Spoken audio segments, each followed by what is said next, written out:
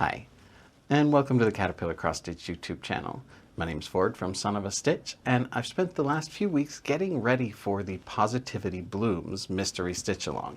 The first pattern finally came out last week, so I'm finally ready to get started, so let's hit it.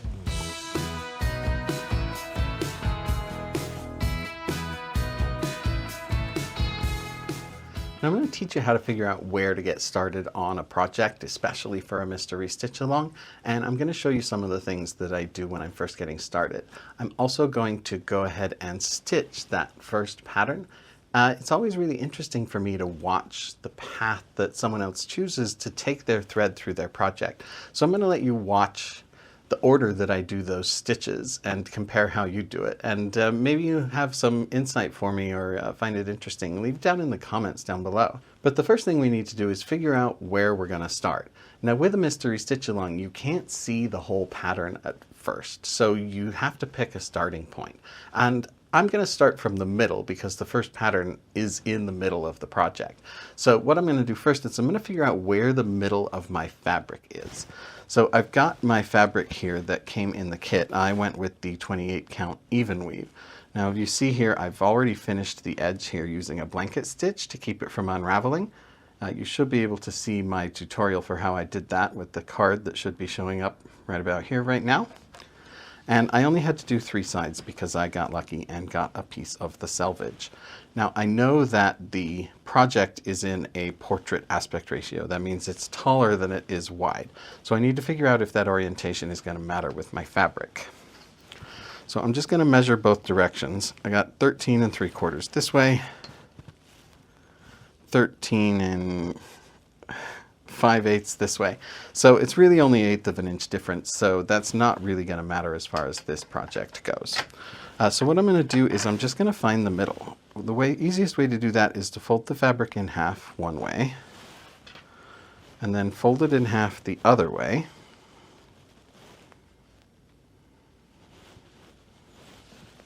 And this point of the 2 folds is going to be the center of the fabric. So I'm just going to give that a little bit of a press there, and that will make a temporary crease. Then I can use that temporary crease to mark my spot. Now I want to start with, actually I flipped it upside down here, but I want to start with this as the top of my project. Not for any reason, just because it pleases me. Now if the project were farther out of square and that really mattered, then that would be much more important to pay attention to.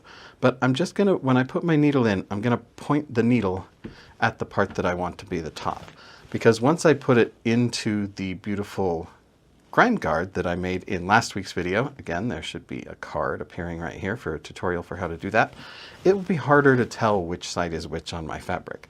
So I use the needle as a little indicator to tell me where the top is.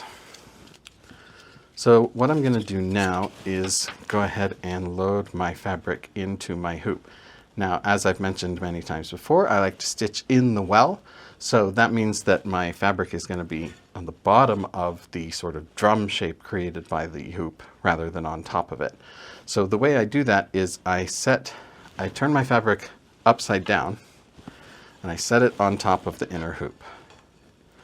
And then I take the outer ring of the hoop and I just press it down on there. Now normally I try to make sure that that is a little off center, because if it's right up at the top it gets in the way and stuff snags on it. But because I have the grime guard this time, I won't have to worry about that. Then I'm going to flip that back over because I want to put my grime guard on from the front so that all of my spare fabric is around the back side. So what I'll do is I'll just take my grime guard and I will bunch up the fabric up there at the top and hook it over the adjustment screw. Then I can just work the grime guard around the hoop.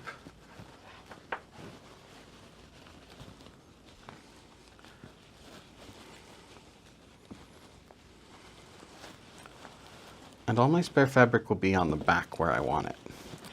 Then I'm going to take each corner of the fabric, I'm going to pull it out and I'm going to roll it up and tuck it up inside my grime guard.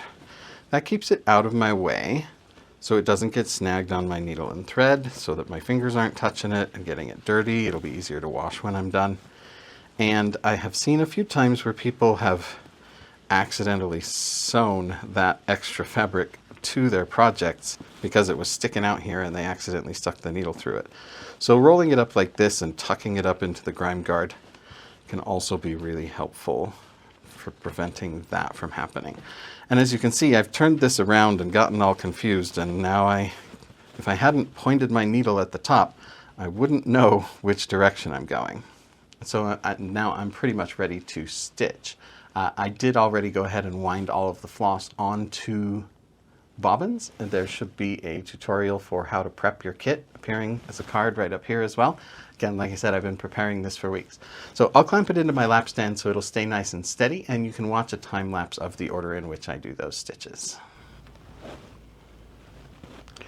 All right, so since the pattern has a clearly marked middle and the first portion of the pattern to be released starts pretty close to the middle, I'm going to use that as my starting point. I'm looking at the pattern, which I can't show you, obviously, but I've decided that I'm going to start just a little bit left of the center. There's a group of stitches in a particular color that are about 6 stitches away from the center. So I'm going to start over there, I'll work my way to the left and then back over to the right. And I'm going to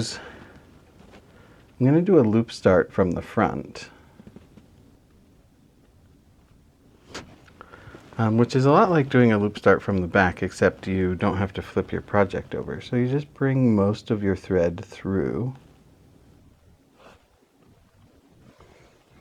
but you leave a little loop, and then once it's down to just that little loop, you stick your needle with your thread through it, pull it down close, and bring it to one of the corners. Bring that little inflection point down to one of the corners of your stitch, and then stick your needle back down through the fabric, but make sure you don't accidentally go through the loop or you'll undo what you've done.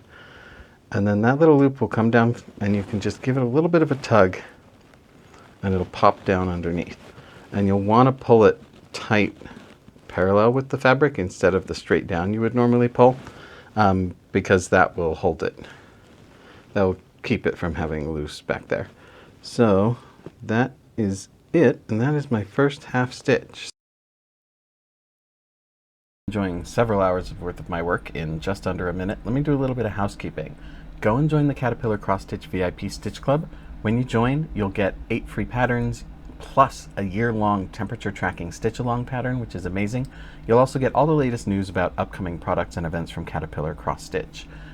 And go and join the Caterpillar Cross Stitch Facebook group and follow the Instagram. There's an amazing supportive community of stitchers there that's just waiting to be your resource to help you get better at cross stitching. Watch me make a mistake and have to fix it. There it is. It's kind of fun to watch, huh?